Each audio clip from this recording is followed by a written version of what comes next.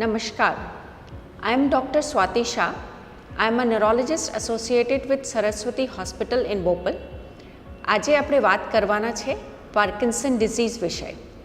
Parkinson disease એક chronic progressive neurodegenerative disorder છે, જેમાં બ્રેઇનના એક ભાગમાં જે ન્યુરોન્સ હોય, જે આપણા શરીરમાં ડોપામીન પ્રોડ્યુસ કરતા હોય, એ સમય સાથે ડિસફંક્શન કરવા લાગે છે, જેના લીધે આપણા મગજમાં ડોપામીનની ડેફિશિયન્સી થાય છે.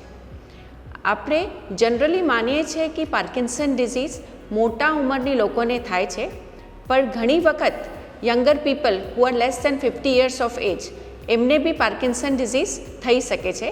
એને આપણે યંગ ઓનસેટ પાર્કિન્સન ડિઝીઝ કહીએ છીએ.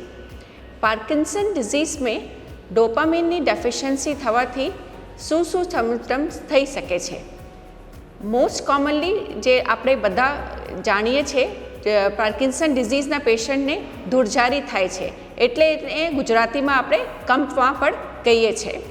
ધૂળઝારી એટલે હાથ આમ શેક કરવા લાગે છે, અને એમની જે મસલ્સ હોય, સ્નાયુ, એ વધારે સ્ટીફ થઈ જાય છે, અને એમના જે મૂવમેન્ટ્સ હોય એ વધારે સ્લો પડી જાય છે.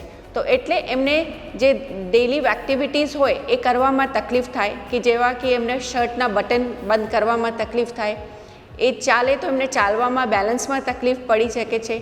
એમના પગ પ્રોપરલી ઉપડે નહીં જ્યારે એ ચાલતા હોય. નોર્મલી જ્યારે આપણે ચાલીએ તો આપણા હાથ સાથે હલતા હોય છે, પણ જે પાર્કિન્સન ડિઝીઝના પેશન્ટ હોય એના હાથમાં એ નેચરલ જે આર્મ સ્વિંગ આવવી જોઈએ એ નથી આવતી. એ લોકોની સ્પીચ ચેન્જ થઈ શકે છે, તો એમની અવાજ વધારે ધીમી અને સોફ્ટ થઈ જાય છે. એમના ફેસના એક્સપ્રેશન્સ વધારે ડલ થઈ જાય છે. એમની હેન્ડરાઇટિંગ બદલી જાય છે, તો એમના જે અક્ષર હોય એ વધારે નાના થઈ જાય છે.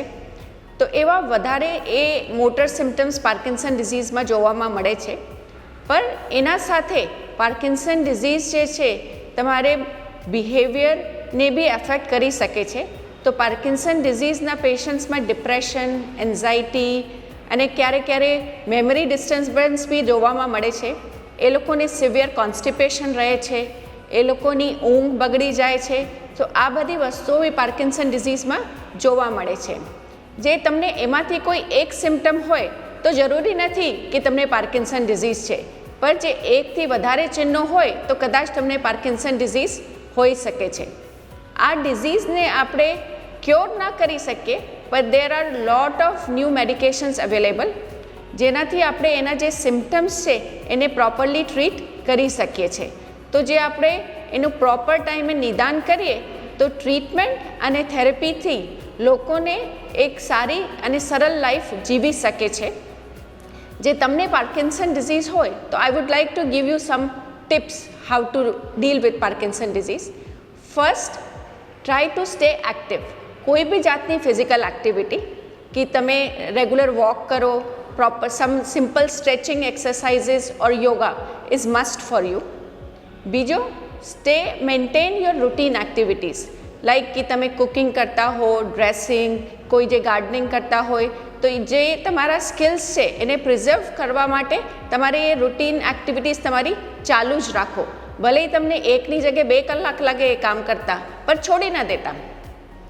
ત્રીજું, જે તમને લાગે કે તમારે કોઈ બી એસિસ્ટિવ ડિવાઇસની જરૂરિયાત છે, લાઈક તમારું બેલેન્સ પ્રોપર નથી, તો ડુ નોટ હેઝિટેટ. તમે સંકોચ નહીં કરતા સ્ટિક કે વોકર વાપરવામાં, કેમ કે તમારી સેફટી પહેલાં જોવી પડે.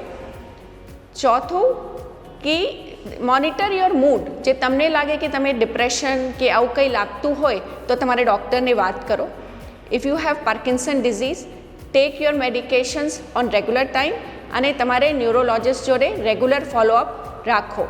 કેમ કે અમારું એમ છે કે અમે તમને ઇન્ડિપેન્ડન્ટ અને તમે ફંક્શનિંગ લાંબા સમય સુધી રાખી શકીએ.